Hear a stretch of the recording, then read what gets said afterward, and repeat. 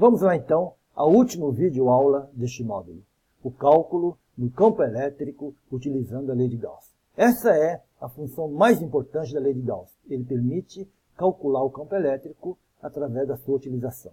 Sendo assim, vamos pegar um exemplo já bastante complicado para arrebentar mesmo, para a gente ver como é que a lei de Gauss pode ser utilizada na sua plenitude numa situação onde há uma simetria predominante. Vamos lá então ao nosso exercício.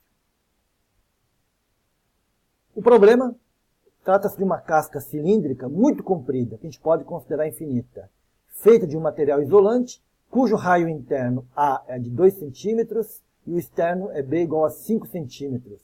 Essa casca encontra-se carregada com uma densidade volumétrica de cargas ρ, que varia com a distância R'. É uma constante φ0, R' elevado a menos 2, ou seja, 1 sobre R' ao quadrado, para pontos situados entre o raio A e o raio B, ou seja, no interior da nossa casca cilíndrica. E a densidade de cargas ρ é zero fora dessa casca cilíndrica. O φ0 é dado o valor, é 3 vezes 10 a menos 8 coulomb por metro quadrado, e R' é a distância radial medida a partir do eixo da casca cilíndrica. Vamos calcular então o vetor campo elétrico em todos os pontos do espaço. Bom, como sempre, vamos à figura, temos aí a casca cilíndrica, que nada mais é do que um cilindro com um buraco cilíndrico no meio. E ele é muito comprido, que a gente pode considerar como sendo infinito. Foram dados a constante φ, e foi dado também que a densidade de cargas ρ varia com 1 sobre R' ao quadrado. O A foi dado, é bom passar para metros. O B também foi dado, já vamos passar para metros. E vamos então agora, antes de começar a fazer o problema, entender a situação que nós temos. O problema pede o vetor campo eletrostático num ponto situado a uma distância R qualquer do eixo cilíndrico, mas não fala mais nada. Portanto, a gente deve considerar 3 possibilidades para esse vetor R. O R pode ser maior que B, e nesse caso estaremos interessados em calcular o campo elétrico num ponto externo à casca cilíndrica. O R pode estar entre A e B, então o campo está no interior da casca cilíndrica, ou ainda o R menor que A, o campo está lá dentro do buraco da casca cilíndrica. Portanto, nós devemos calcular o campo E para cada uma dessas posições possíveis. Vamos então começar pelo ponto externo, um ponto situado fora da casca cilíndrica, ou seja, R maior que B. Primeiro, antes de começar a calcular, devemos enxergar a simetria do problema. O segredo todo para utilizar a lei de Gauss é a gente conseguir enxergar a simetria que o problema nos coloca. Neste caso, há uma simetria cilíndrica e o campo eletrostático ele vai ser radial. É só pensar, o cilindro tem comprimento infinito, ou seja, a metade de cima é idêntica à metade de baixo, vai até o infinito, não tem razão nenhuma para o campo apontar inclinado para cima ou inclinado para baixo, vai ser na horizontal. E vai ser radial, porque quando a gente dá uma volta em torno do cilindro, o cilindro apresenta sempre a mesma distribuição de cargas, ou seja, não tem razão nenhuma também para o campo elétrico tombar para algum lado quando a gente dá a volta em torno do cilindro. Então o campo elétrico vai estar sempre apontado na direção radial. O E vai ser, portanto, um E que varia com a distância na direção ρ-chapéu, onde o ρ-chapéu é o versor das coordenadas cilíndricas, versor radial das coordenadas cilíndricas. Continuando então o nosso cálculo, a superfície gaussiana, como nós vimos na aula de teoria, é uma superfície fechada que deve envolver pelo menos uma parte da distribuição de cargas que gera o campo elétrico. Nesse caso, é fácil de ver que vai ser uma superfície cilíndrica de raio R. Ele deve ser tal que, primeiro, deve ter um formato simples. No nosso caso, é uma superfície cilíndrica. 2, ele tem que passar pelo ponto onde a gente quer calcular o campo E. Queremos calcular o campo E na posição do raio R, portanto, lá fora. E aí, nossa casca cilíndrica deve passar pelo ponto R. O campo E deve ser perpendicular ou tangencial à superfície, nunca em um ângulo inclinado. Veja que pelo desenho, o E é perpendicular à superfície lateral. Mas espera aí, é uma superfície fechada, então não é só a lateral. Tem a tampa 1 e a tampa 2 em cima. É como se fosse uma lata de óleo. Tem as duas tampas, T1 e T2, fechando aí a nossa superfície cilíndrica. Quando o E for perpendicular, que é o caso da superfície lateral, o módulo deve ser constante. E é o que acontece, né? Quando a gente dá a volta em torno do cilindro, mantendo a distância R constante, não tem razão nenhuma para o valor do campo mudar, porque o cilindro é completamente simétrico com relação a dar uma volta em torno dele. Ele varia somente com a distância radial. Quando eu dou a volta, a distância radial é mantida constante, portanto, o campo elétrico deve ser constante. Então vamos lá, né, começar a montar o problema. A superfície gaussiana, nesse caso, é uma superfície cilíndrica de raio R maior que B, altura H, com aquelas duas tampas T1 e T2. Devido à simetria, a gente deve utilizar o sistema de coordenadas cilíndricas.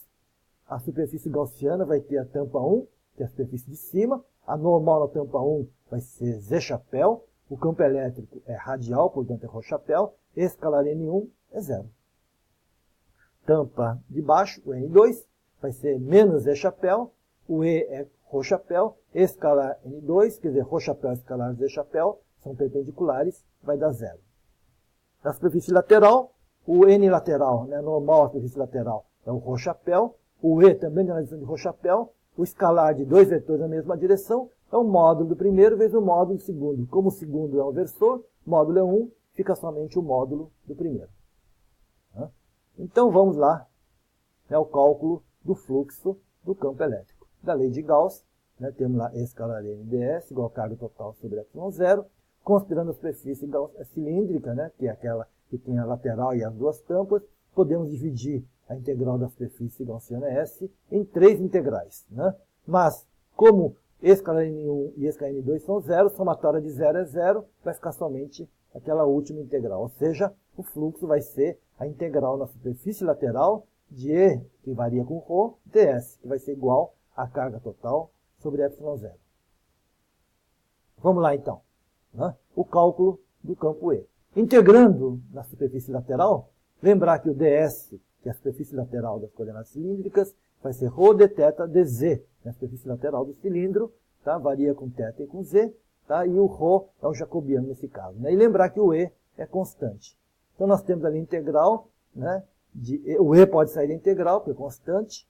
Né? O ρ, que é o jacobiano, também pode sair, que a integral é em θ e z apenas, portanto o ρ permanece constante. É a integral na superfície lateral de dθ dz é igual a carga total sobre ε0. Né? Podemos separar cada uma das integrais, né, fazer separado, porque uma não depende da outra. A integral em θ é de 0 a 2π. A integral em z vai de um certo zero, do ponto 0 até um h. Uma altura que não foi dado, é genérico, a gente pode tomar qualquer um, a gente vai ver que vai acabar cancelando lá na frente. Né? Bom, a integral em θ é 2π, a integral em dz vai ser h, portanto, o 2πh é o resultado da integral, e o E vai ser então a carga total sobre 2π ε0 h vezes a distância ρ, né, que é a distância de 0 até o ponto R. O cálculo do campo elétrico, então, né, falta ainda calcular o QT. O que é o QT? É a carga total que está no interior da superfície gaussiana. Né, a direção do campo elétrico nós já sabemos que é ρ chapéu. Falta então calcular a carga total.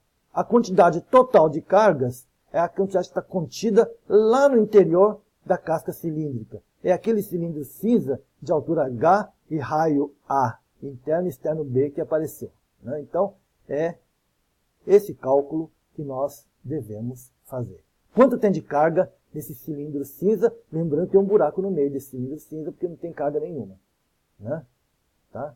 Então, é a integral de ρ de ômega, linha, né? Tudo com linha, porque trata-se de uma integral de uma distribuição de cargas, onde o ρ de R' é o ψ0, ρ' elevado a menos 2. Estou usando agora o ρ' em vez de o R' para não ter mais confusão nenhuma. Né? Então, a componente radial das coordenadas cilíndricas, o d ômega' é ρ em cilinha, dρ em cilinha, dθ' dz', e agora a integral da carga total vai ser a integral nessas variáveis todas. Nada depende de θ e nem de z, portanto a gente pode fazer a integral em separado. A integral em θ vai dar 2π, a integral em dz vai dar h, e a integral de ρ, né, a menos 2, né, vezes ρ em cilinha, vai dar ρ a menos 1. Né?